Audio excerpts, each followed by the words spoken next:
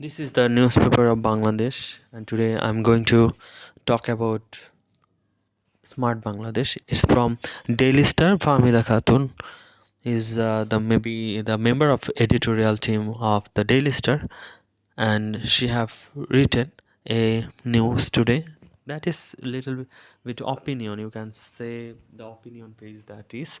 So um, let's read about this. For a smart Bangladesh, we need smart workers. Our education system does not equip students with unnecessary skills for the job market. Good education and appropriate skills are basic requirements not only for reaping better opportunities for the youth but also for building a prosperous economy. Bangladesh has made tremendous strides in economic growth over the last 50 years, which was driven by its people. However, its potential remains untapped since many young people are still not able to contribute to the economy due to the lack of suitable skills and knowledge. This is driving them to earn more for themselves and give more to their nation. Bangladesh's greatest strength is its large young population. The size of the country's working age population is bigger than that of dependents. Many East Asian countries such as China, Japan, Singapore do not have such a demographic dividend, which has become a concern for them. Of course, in the later half of the 20th century, the East Asian countries advanced rapidly due to their demographic dividends. However, the high number of working age people in Bangladesh will not stay so for long. Experts suggest our demographic dividend will decline by 2040. Therefore, we need to invest in our young people on quality education and skills now to reap the benefits. How much has the growth gained from the youth? This is another article.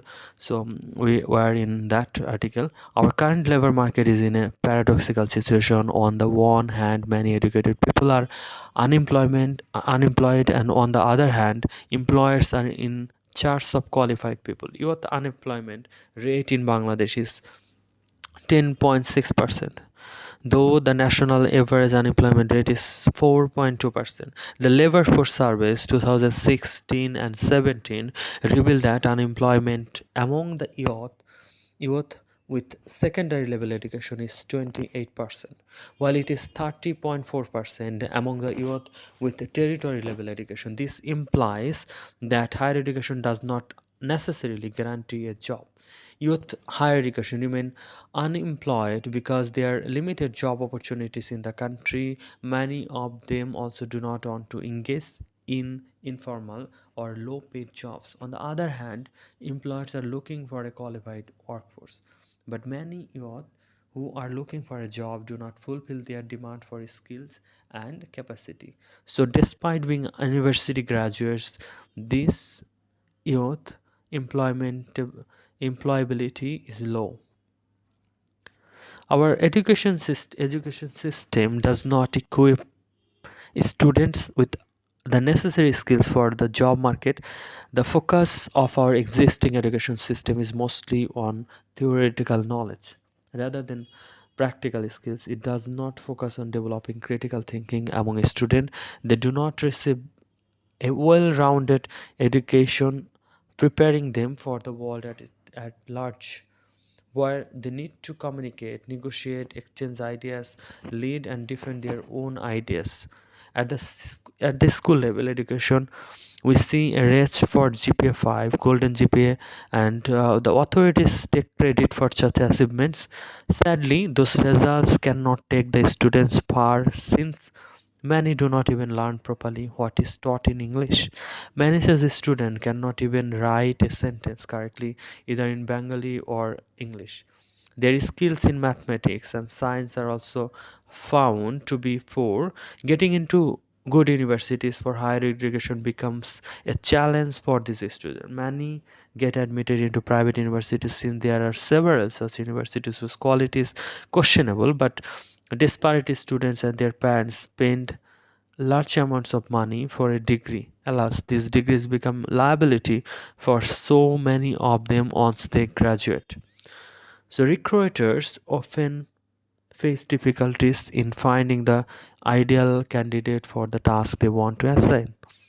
There is a mismatch between employees' demands and the applicants' skill sets. Because of the low employability of our own labor force, employers are recruiting skilled workforce from the neighboring countries. A few universities have taken some initiatives to make their curriculum more practical and provide their students with exposure to the world of work, but that is slow and limited. They are connecting students with business and industries to help themselves understand how the real world works and what type of skills they need. Such initiatives should be adopted in the country, in other educational institution, and this should be expedited, and that should be expedited and skill off. Employers also have a critical role to play for bridging the skills gap among the youth. By providing on the job training and internship opportunities, they can help young workers acquiring the skills they need to succeed in their careers. Indeed, addressing the skill deficit requires a collaborative effort from both educational institutions and employers. The private sector should also provide skill development opportunities. They can extend apprenticeship and set up training institutes for youth people.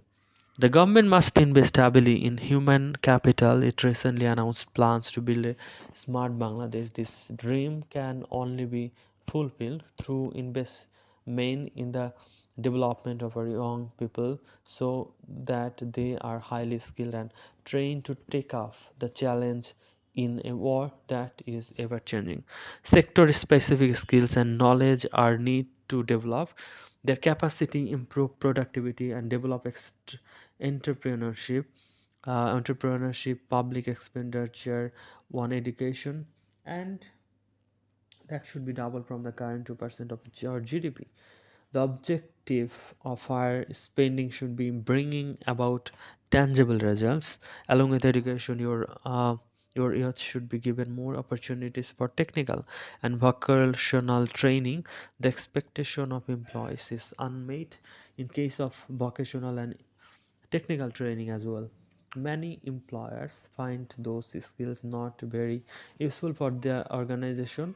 Skill development should be forward looking and consider the market qualities. Their requirements and nature of our job market is changing very fast. So training is needed not just for the present but for the future as well. There is always a growing demand for workers who have technical skills and expertise. Since the use of technology at the workforce is increasing, the digital transformation of many industries requires a different skill set than those of traditional jobs. So people who can adapt to the new technological demands will have a competitive advantages in the market. So the training centers should provide professional and technical skills to create a workforce that is equipped to meet those demands. A smart workforce for smart Bangladesh. Dr. Fahmida Khatun is executive director at the Center for Policy Dialogue. Views expressed the articles are author's own. That means Daily Star is not taking the responsibility what she has written there in Daily Star newspapers. It's all it's depend